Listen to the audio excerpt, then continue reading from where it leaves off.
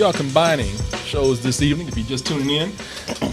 A lot of movies to review, so this is going to be a, what'd you call this? Toastaganza? Toast. I like that. Toastaganza. Roastaganza? The roasted Toastaganza. There you go. So we're going to be reviewing a couple of movies tonight, starting out with a good old-fashioned World War II movie, Allied. And the thing about this movie, it is World War II. And at this point, no other actor should know about World War II like your boy Brad Pitt. Brad Pitt right there. He was in Inglourious Basterds. Lieutenant Aldo Rain is his name in there. He was also, not too long ago, before Suicide Squad, before the Great Suicide Squad, we had Fury, that tank movie. Oh, that's right. Where I don't remember his name in that. I know his name was War Daddy. That was his nickname. His handle. Was his handle right there. But that's a World War II movie about a tank, and Brad Pitt was leading a troop of guys to fight the Nazis. And the thing about it is that every World War II movie that Brad Pitt is in, it's a different Brad Pitt. It's a different World War II Brad Pitt. Sure. You had Inglourious Basterds, you had him stupid World War II Brad Pitt. Nazis. Yeah, Nazis. Bonjour and all that kind of shit. And then, of course, in Fury, not as dumb. He was very smart, but rugged, hard, scars, battle scars, spent the movie dirty, shit all over his face. Now he's got his chance to be the Brad Pitt that everybody knows and loves. He gets to be suave Brad Pitt and Allied. You know, he gets to be a old-fashioned leading man, because this truly is an old-fashioned World War II movie. And I'm going to let you, it works as a thrill and a mystery too. I'm going to let you look at the trailer for it, because we're going to have a whole lot of clips for this. And the trailer will show you much more of these clips will. And then we'll come back, fill you in on the rest of the story, and give you our opinions.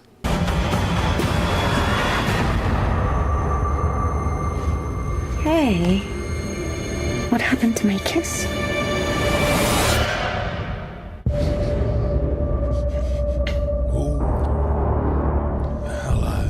The way they cut that at the end, it looked like a horror movie.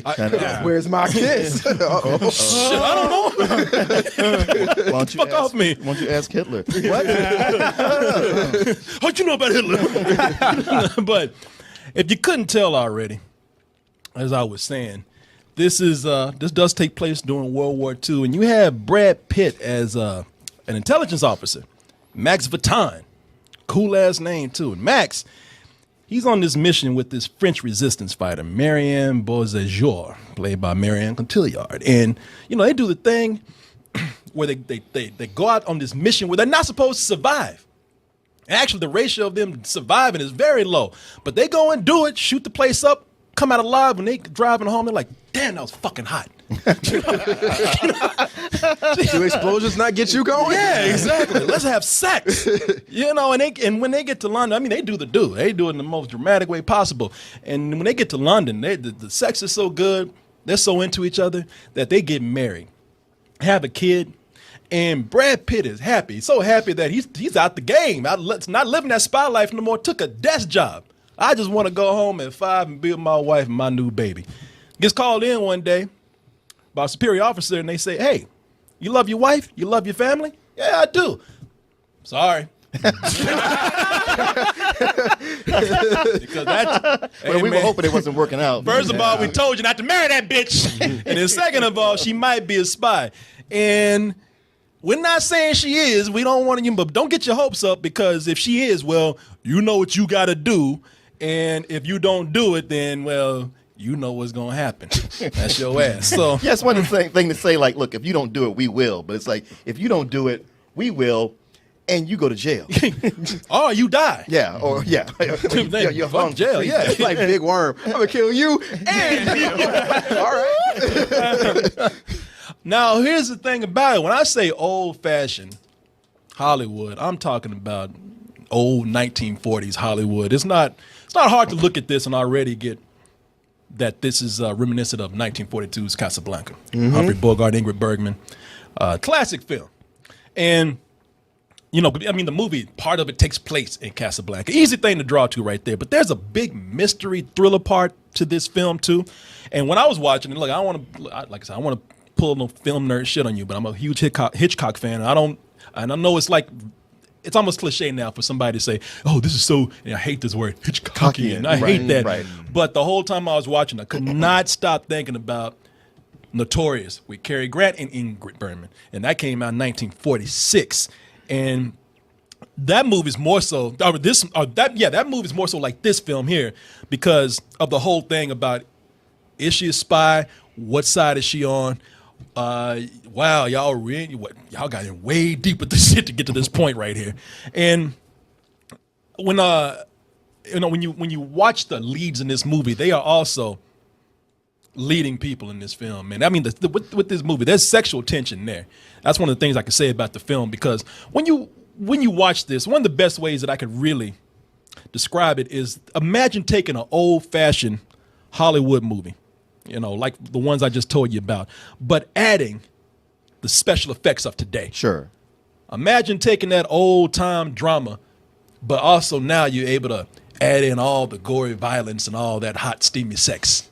I mean, so and it's important. I mean, some people say, "Damn, this movie's so fucking sexy." It broke up Brad Pitt's marriage. Yeah, I was watching. I was like, "Yep, I see why." Right. Like just suddenly her denials. You go like, "Nah, girl." You way too in this dude right now. She ruined his life in this movie and in real life. No, I mean, at times she just looking at him and like, "Damn, Pritchard, damn, Brad, you're so dreamy." You call that method acting, man. Yeah, it's But I will say it's there, and it works. I mean, I don't want to feed the rumors. I mean, that's what people are saying. Maybe it is, maybe it isn't. But goddamn, it's convincing. I say before it was maybe it is, maybe it isn't. Now it's like, yeah, proof. I mean, y'all acted way too well with it. You did this to yourself. Yeah. But it's so much sexual tension in this, and you can feel it. It's at the point where even Brad Pitt is like, "I'm doing this shit. I'm still married." He's tired of it. There's some points where she's just teasing him. He's like, I ain't got time for this shit. What are you doing? He's like, "Damn, you horny motherfucker. Can I eat?" That scene was not in the script. It looked like she just waking up from a trance. What was I doing? I don't know. She didn't even know the cameras were rolling right there. Just taking that shit off. He's like, "Damn, you horny motherfucker. Hey, take this spoon. Use that. Let me eat. We just finished fucking. Can I eat?" I really want these eggs. Take these eggs. Oh my god. You mean these eggs? But it cannot be denied that is what's there. They are two leading, great-looking leading people, and the chemistry that they have together is, take these words as you want to, off the screen. But what you also have to remember, though, is that this is a Robert Zemeckis movie. Mm-hmm. And Robert Zemeckis is always about, look, you go big or you get the fuck out. Everything he does is big in this movie. You don't just have a sex scene in a Robert Zemeckis movie. No, you park your car in the middle of a raging sandstorm and you nail your chick there. That's hot. That's hot. Yeah. It's hot. They in the middle of the desert doing this shit. Waiting for the sand to scrape the ass off, the skin off the asses off right there. It's like a bed? No, get the fuck out of here. We doing it in the middle of the desert. In a sandstorm. In a sandstorm. Spending $30 million on a fucking bed. Yeah. In fact, when it's done, it's just two skeletons. On top of each other. On top of each other, yeah. Clack, clack, clack, clack.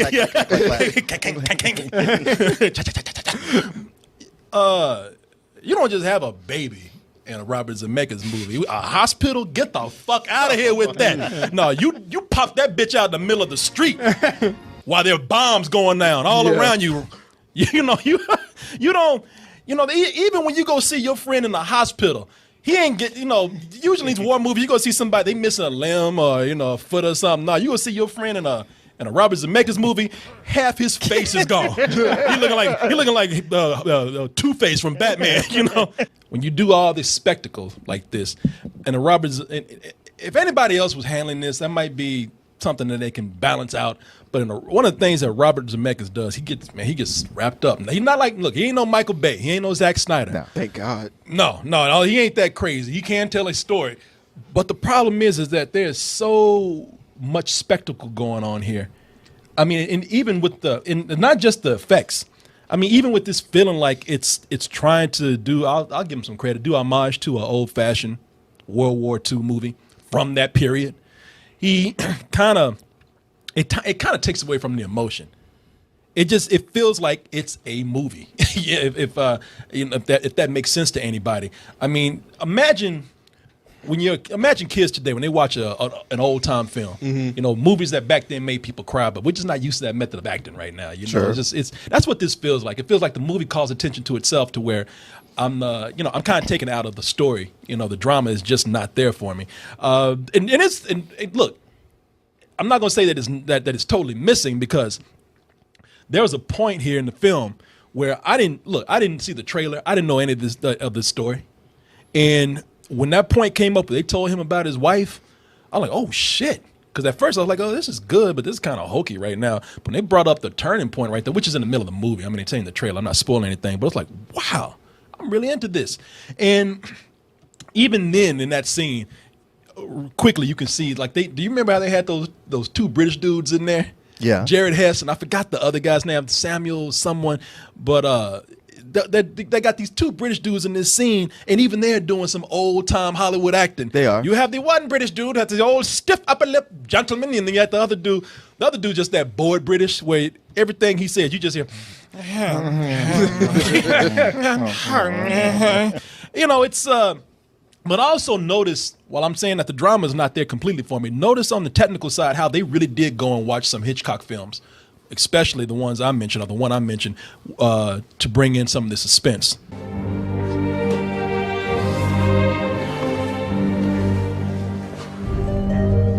He's like, yeah, kick another goddamn chair. my grandmama gave me that chair. Just built that shit today from IKEA. Do not act a fool again. He needs to confirm that he understands routine procedures. He understands. Yeah, goddamn it, shit. Yeah, he got tired of his accent. Yeah, motherfucker, he understands. British even for me. Well, it's perfect you get a guy with a rat face to be the one to tell him to do that. Oh, I know. Well, the thing is, I couldn't even really tell the difference, because Jared Hess usually acts like this, and then that guy, I remember him acting that same way, and I want to say it was the James Bond movie. Yeah, so many things he's in. Yeah, so that part really, I didn't really. Yeah, see them Simon overselling McBurney it. is that guy's name, or he would say Simon McBurney. But they do so many good things in that scene right there. I mean, they're kind of stereotypes, but the acting is tense. It is good. I want you to notice right there that what I'm talking about when I say they brought up, this has been influenced by Hitchcock. I love where he was reaching for his gun. Oh yeah. To convey the tension visually. When I first saw that, I was like, damn, that's an excellent piece of business going on right there. But as far as the movie goes, it's almost, they do too well of a job trying to hearken the old films, the old and golden age of Hollywood. And it's not that this isn't entertaining. It's not that this isn't something that doesn't work for what it's trying to do. In fact, I would say that it works so well on other parts that maybe that's why it's pushing some of the drama out, which, come on, let's be truthful here. The drama and the story is what is the main point here. But as far as action goes, I mean, you got Robert Zemeckis who knows action, man. I mean, for as over the top as it may be, as crazy as it may be, you got points where Brad Pitt's character, Max Bataan, is actually leading these reconnaissance missions. There's a point where he blows up a tank like fucking Captain America. Yeah. I mean, these missions that he goes on, that part in the beginning where they're lighting up the place, when they're doing their mission, all this stuff is great. But it's great because it's fun in an Indiana Jones type of way. We're having a good time with the adventurous side of this film. The adventure that goes on in here is very enjoyable. But I just never really felt that deeply for the characters. And it's just somewhat of a tragedy, but I didn't feel it. Of course, there's going to be action around, and there's going to be other characters that you either will like or won't like. But with these two, as long as they're doing a great job in the movie, the movie's going to be okay. And with that, I feel that they really did an amazing job just with showing their relationship growing, and then something that Zemeckis did in the beginning was a gang of foreshadowing in this. Oh, yeah. So Yeah. like that's something you got to keep your eye out for. You're like, all right, that's going to come up later, and even if it does come up later, you're like, oh wow, like they went about it a different way. The parts with the action, I loved those, especially the part where you said the Captain America part. I was when he blew that tank up, I was tense that whole time when they had to get in where they got and then trying to get back out. I was like, okay, then he ain't gonna make it. I caught myself doing one of them black women woos, like woo. Get him, Brad! But yeah, man, with those two, just the way the relationship was built, and like you said, I feel like it was off camera because there's no way they weren't fucking in real life. Like there was a point when I was watching the movie, I was like, he's got to be in her because there's no way they're making this movie another way. But and that sandstorm was Angelina Jolie. Get off my man! a hand comes up on the window. What's going on here? Tomb Raider. But yeah, with those two, the way they carried the film, and then even they did an amazing job. But I think Marion Cotillard. I don't want to butcher her name. Marion Cotillard. Marion Cotillard. I'm calling her crazy train lady. She did an amazing job because she's literally acting while she's acting because she has to act like when they're first meeting each other, they have to act like a couple. And she's doing a great job with that. So I feel like she acted circles around him, and he did a great job as well. So for her to do that was great. Martin Thomas. I don't know, man. I pretty much agree with you guys. But which one? We got two different opinions right here. Well, I probably agree more with Corey. Which Corey? I'm sorry. Which one is the real Corey? I agree more with Goodwin. I think the things that you point out you don't like, I sort of see them, barely, maybe. I think everything was working really well, especially the way they captured. They pretty much, it's like somebody said, like they saw those two movies, Notorious and Casablanca, and said, like, what if there was a sequel to Casablanca that got into this? And somebody said, well, let's work that out. Plus, I was really surprised in as much as I still think of, when I see Robert Zemeckis' name, I just think of Polar Express and all those CG movies he was doing, and Forrest Gump and some of the more gimmicky stuff. And I forget about Castaway and Flight. So watching this, I didn't even know it was him. When I saw his name at the end, I was like, oh, wow, this is a much more mature movie than I associate with him. And I think so much of it he pulled off. If I had any problem with it, there was somewhere in there where it kind of slowed down a bit too much for me, where I was like, I think I was just kind of drifting off with my interest. But then when they introduced the whole thing of like, yeah, we think she's a Nazi, it's like, oh damn. Do tell. Martin that up. Okay, I'm invested now. You don't say. Tell me more. I'm not saying it's oh, there he is. We blew that tank up right there. I'm like, God damn. Oh yeah. Well, see, I wasn't so much worried about him because he showed himself to be a super spy from the beginning. And that was another thing about Brad Pitt in the movie. Because in the beginning, I was thinking, wow, you know what? He's too much of a leading man. Like when I say leading man, like maybe romantic leading man, classic leading man. He's more of a serious Cary Grant. Yeah. And then I saw him blow that tank up, but before that, I saw him choke a motherfucker out somewhere. Oh yeah, that was badass. And I was Just shoot up a Nazi party. yeah, and he did it cool too. He got up and just said, "Excuse me for a moment," and followed that dude and like, "Pardon me." Came out smooth. Hey, I heard somebody. I'm gonna go check on that. I was like, high five, Brad. Yeah. High five, buddy. I was like, I got nothing to say to him, man. He's cool with me. He was able to pull off being not only a romantic leading man, but somewhat of bringing a contemporary action star into that classic genre right there, that classic filmmaking. Well, plus as you bring up his resume of his World War II films, he is a completely different character in each one. Even though it's supposed to be a tragedy, I didn't feel the tragedy, but I thought, man, this is a lot of fun. So since I don't think it worked on the level that they wanted to be. Wow. You haven't even talked to them. I did. I was talking to the screen the whole time I was editing this. I know what you're trying to do, but I don't hate. I give it a matinee. Like I'm very enthusiastic about that matinee. I enjoyed this a lot. I had fun. Okay. Like y'all said, it's basically taking those old movies and throwing Jason Bourne in them as Brad Pitt. And like like you said, I was really surprised Robert Zemeckis did this because the last thing I remember from him was Flight, and I was like, all right, it was a decent movie, but it wasn't, kind of blow you away. Hearing about them wanting to do Oscar talks with this for the whole movie, no, but I feel like Crazy Train Lady, I feel like she may get Marion, I call her Crazy Train Lady. I can't pronounce that name, man. I'm looking crazy up here. Cotillard From Inception.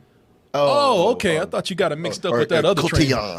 Yeah, just do that. Cotillard. MC Train. Cotillard. I feel like she's doing an amazing job. I feel like if she were to be nominated for Best Supporting Actress, I wouldn't be mad at that because I feel like she did a great job in here, and there were so many emotional moments she had to draw from and even confuse the audience. So like, there's moments where you're like, well, is she like, you're in the same shoes as Brad Pitt, so you're that much more invested in her character and their relationship. So that's how I felt with it. There are some things that are a little overhyped, like you showed those two actors, or the British accents do go a little bit too far. But like I said, I've seen them do that before. Yeah. So yeah, with this, man, I gotta go higher, man. I give it a full price. I came out of this enjoying it. All right, Martin Thomas. And I'm right there in the middle with a low full price. A low full price. I mean, it's one of those movies where sometimes you're thinking like, well, if I say that, does that mean everybody's going to enjoy it? It's not going to be everybody's kind of movie, but I think it's really well constructed in a way that I appreciate and like myself. All right. And as I say, Martin gives a low full price. That really means a matinee, so we're going to go with that. No, Martin, I'm messing with you. Hey, you control what goes up. He's going to edit you in the sense. I give it a matinee. Put some cartoon lips on it. Them clutch cargo lips. Hurts his mouth. Matinee. Give him some Nazi lips. I give it a matinee. Put some lipstick on it.